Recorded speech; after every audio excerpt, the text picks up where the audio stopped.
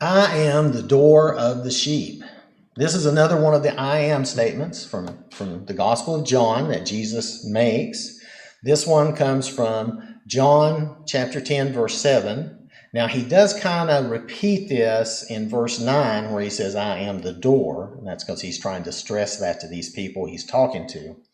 Now, to give you some context on this, because we have to have the background of this or we can't understand what this lesson is about. So the background is Jesus had healed a man born blind. And this caused quite a stir. You might remember this. The Pharisees questioned that man's family, and they questioned the man himself. They were very unhappy with the man's response to them, and so they cast him out. They cast him out of like the temple and the synagogue. They were done with him because, he believed Jesus was the Lord and special, right?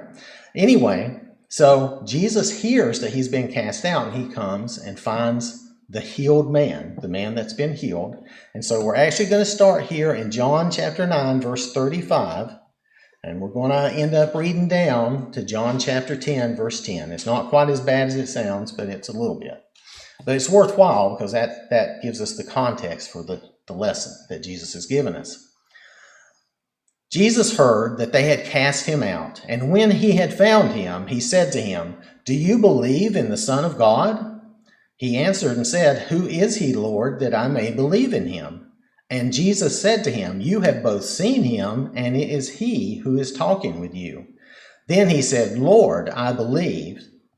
And he worshipped him. And Jesus said, For judgment I have come into the world, that those who do not see may see, and those who see may be made blind. Then some of the Pharisees who were with him heard these words and said to him, Are we blind also? Jesus said to them, If you were blind, you would have no sin. But now you say, We see, therefore your sin remains. So this sets the stage for John chapter 10, these first 10 verses. Jesus is talking to the Pharisees. Most assuredly, I say to you, he who does not enter the sheepfold by the door, but climbs up some other way, the same is a thief and a robber. But he who enters by the door is the shepherd of the sheep. To him the doorkeeper opens, and the sheep hear his voice, and he calls his own sheep by name and leads them out. And when he brings out his own sheep, he goes before them, and the sheep follow him, for they know his voice. Yet they will by no means follow a stranger, but will flee from him, for they do not know the voice of strangers. Jesus used this illustration, but they did not understand the things which he spoke to them. So the Pharisees didn't understand these verses, these first 6 verses. So Jesus, in the next verses that we're going to read, he gives them a plainer, more straight to the point, and I think simpler explanation, I'll say, or lesson. So reading these verses here, then Jesus said to them again, Most assuredly, I say to you, I am the door of the sheep. All who ever came before me are thieves and robbers, but the sheep did not hear them. I am the door. If anyone enters by me, he will be saved and will go in and out and find pasture. The thief does not come except to steal and to kill and to destroy. I have come that they may have life and that they may have it more abundantly. So this is where we needed to get to understand this part of the conversation. So the Pharisees had cast this man out as if they were able to cast him out of God's kingdom and condemn him.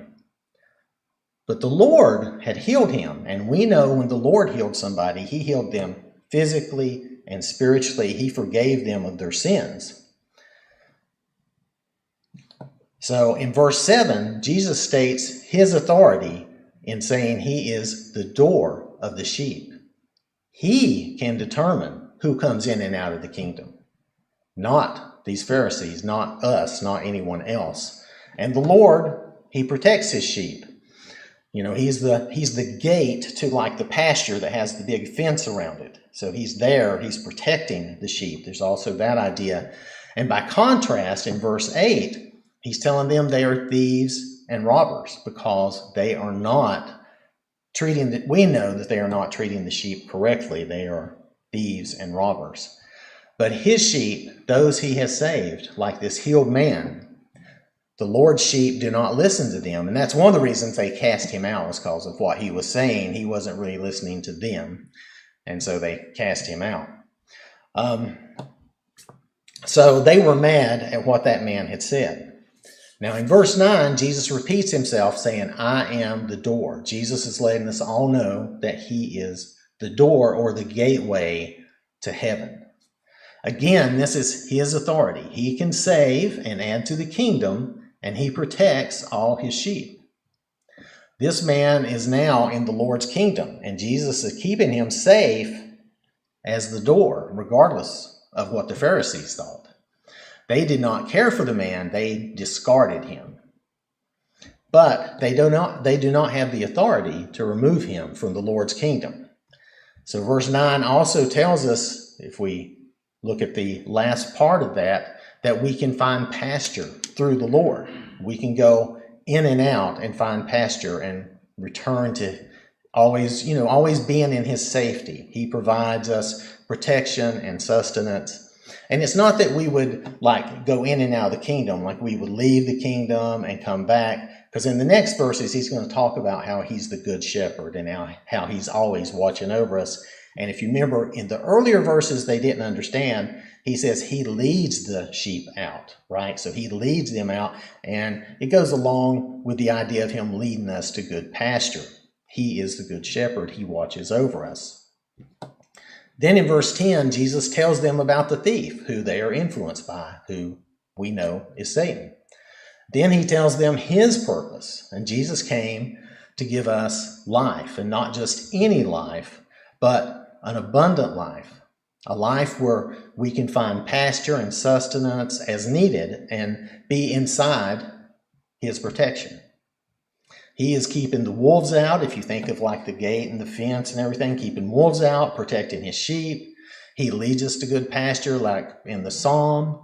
And this is the abundant life where Jesus has saved us from sin. He has led us into freedom and safety. And we're a part of his kingdom, his church, and his body, and no one can cast us out of that.